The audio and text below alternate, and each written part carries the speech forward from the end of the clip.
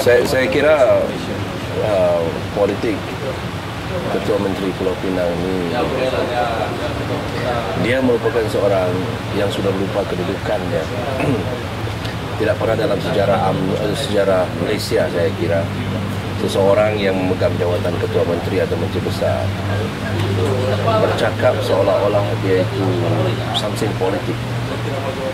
Walaupun isi kalau kita nak jadi Ketua Menteri dan Menteri Besar, tak kira lah pembangkang ke pakatan ke barisan.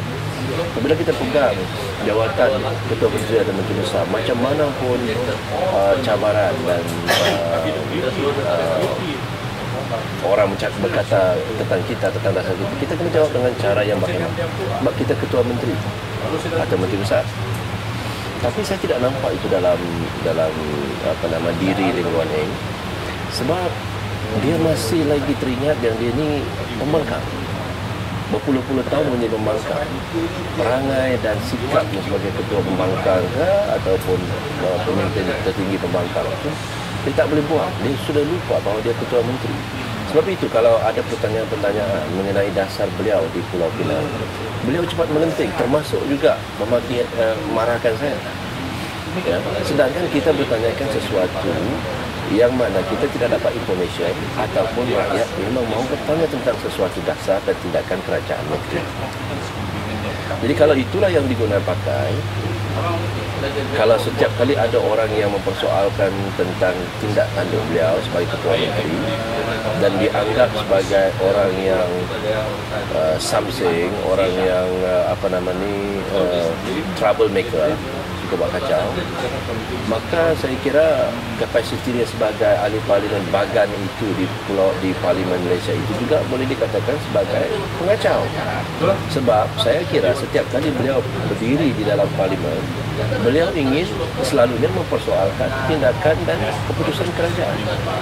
Dan kalau kita tengok, ini saya tengok perhati betul, menteri-menteri kita di peringkat kerajaan persekutuan, macam mana pun provokasi yang dibuat, tetapi mereka cuba menjawab dengan nada yang hormat, kerana kita faham bahawa kerajaan tugasnya ialah untuk menjelaskan isu.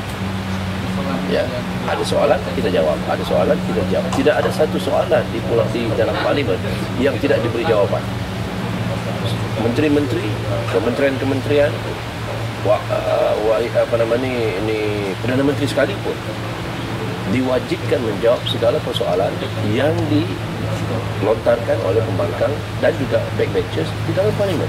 Itu sudah semestinya. Itu adalah mereka tidak boleh membelakangkan kuasa parlimen.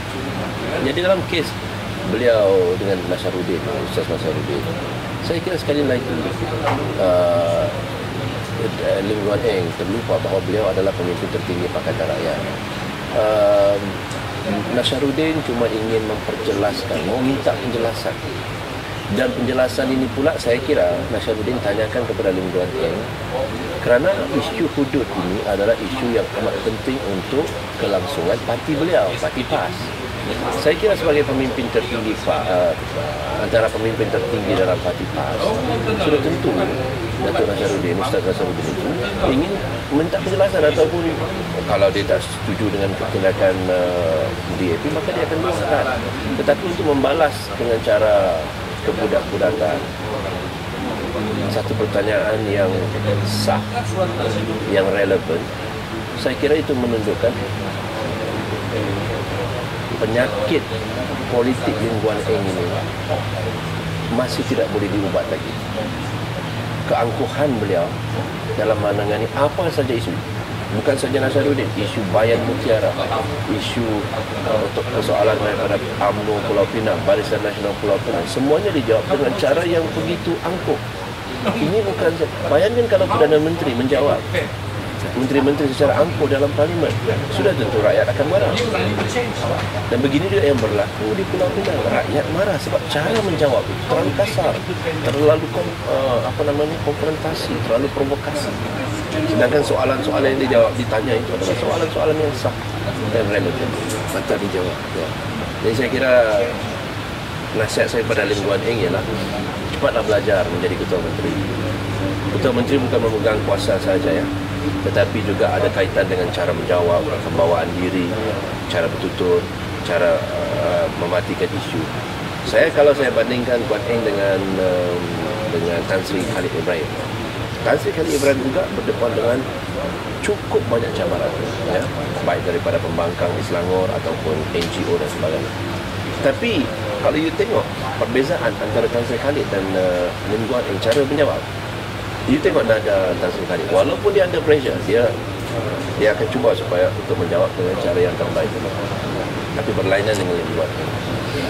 Jadi saya kira itu saja komen saya. Saya kira Lim Guan Eng harus belajar cepat-cepat. Sekarang untuk lepaskan dengan Ketua Menteri susah.